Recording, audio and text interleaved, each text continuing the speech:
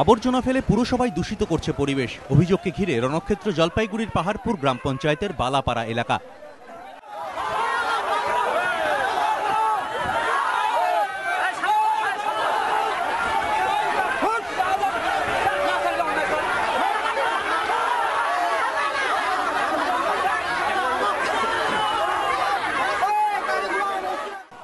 ঘটনার সূত্রপাত বুধবার সকাল 11টা নাগাদ।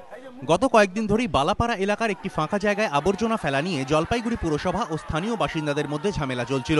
বুধবার বিশাল পুলিশ বাহিনী নিয়ে আবর্জনা ফেলতে আসেন শখানেক পুরকর্মী। বাধা দেন স্থানীয় বাসিন্দারা। শুরু হয় সংঘর্ষ। পরিস্থিতি সামাল দিতে পুলিশ লাঠিচার্জ করে। ছোড়া হয় কাঁদানে গ্যাস।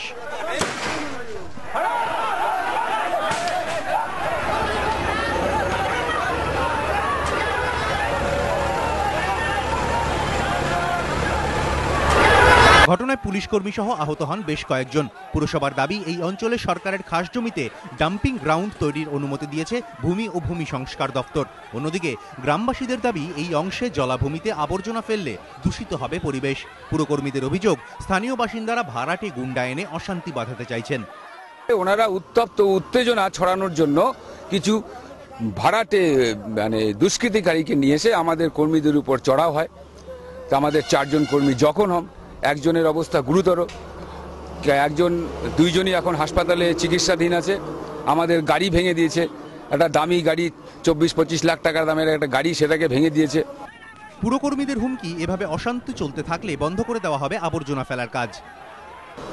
সমস্ত জনগণের কাছে বলতে চাই, পুলিশ প্রশাসনের কাছে বলতে চাই, আমাদেরকে সুস্থ পরিবেশ তৈরি না করে দিলে আমরা এখানে এসে মাল ফেলতে পারবো না।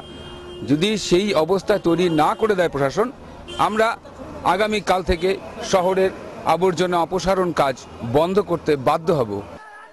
সংঘর্ষের জেরে 31 নম্বর জাতীয় সড়কে বেশ কিছুক্ষণ যান চলাচল বন্ধ থাকে। নাকাল হন সাধারণ মানুষ। রাজা চট্টোপাধ্যায়, এবিপি আনন্দ, জলপাইগুড়ি।